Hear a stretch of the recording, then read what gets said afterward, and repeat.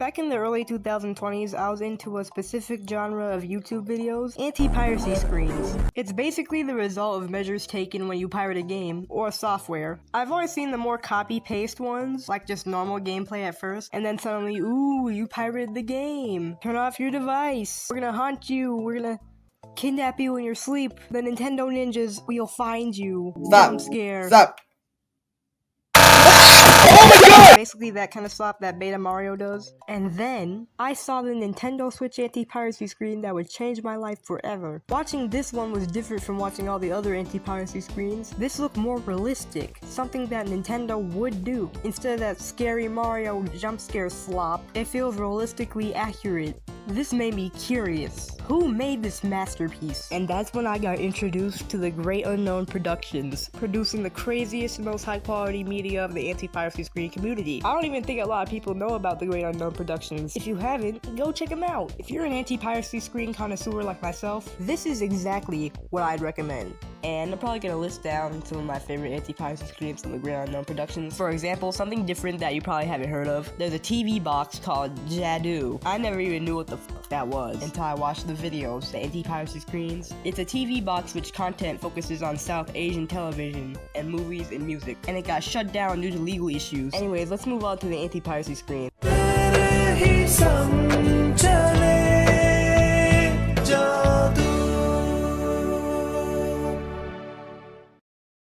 That's a pretty nice menu. It's even got a VPN too. Sweet. I think Roku might have that. Maybe I just gotta find it. Update, it doesn't. You have to do hard work to get a VPN on Roku. Fuck effort. Anyways, once they find out that the hardware is pirated, we get a glitchy version of that Jadoo song, and then we get another absolute banger. Do not pirate Jadoo 4. It has very serious consequences. Do not pirate Jadoo 4. We have a little duality of man moment here with the Nintendo DSi and DS anti-piracy screens. From the Nintendo DSi, you, the player, starts Pokemon Heart Gold. It starts but it's running slowly, and then it suddenly crashes. Then it tells you need to go through a verification process.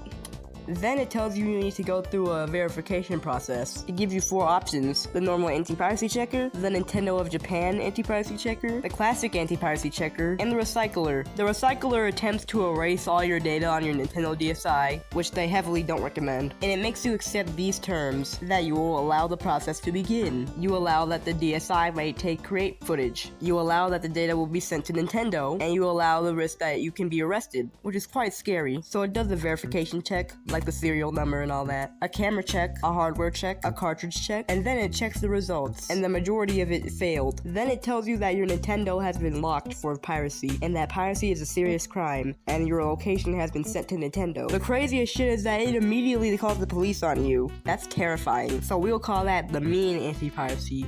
Now for the Nintendo DS. The Nintendo DS gets straight into the verification. The text also sounds way calmer. Then the verification check fails.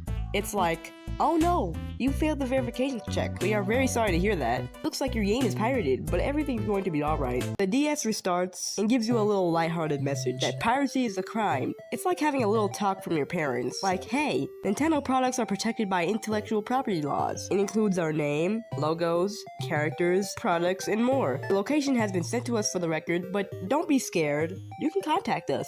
And we hope that you can buy legit games from now on, and legit hardware. It's like, don't be scared of us, we're friendly.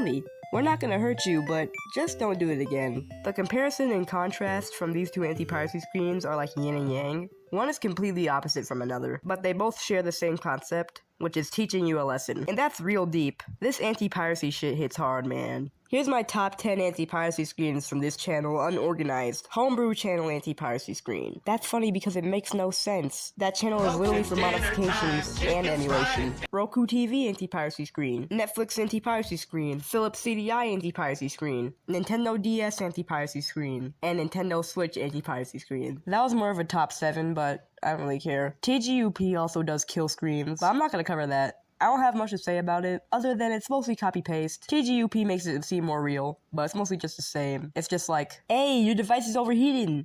turn it off. And then you turn it on. Hey, I said turn it off. And then you turn it on again. Hey bud, if you keep on turning it on, then it's gonna explode and kill you. And then you turn it on one more time. Hey buddy, I warned you. And then it explodes or some shit. But if you want to hear more about Killscreens, I suggest referring to Icy Pie's video. It's really funny, you should go check it out. Anyway, subscribe to the Great Unknown Productions. Even though it seems like he doesn't have more for us, there was some things that he was gonna do that I was looking forward to, like the Roblox anti-piracy screen, or the Geometry Dash anti-piracy screen. But those never came to fruition, and the most recent thing that he made was 7 months ago, so who knows? There's a lot of requests that he probably hasn't done yet. Hopefully he can acknowledge those, and maybe come back with something new. But in the meanwhile, just keep updated, and watch his other bangers. Insect signing off. See you later, folks.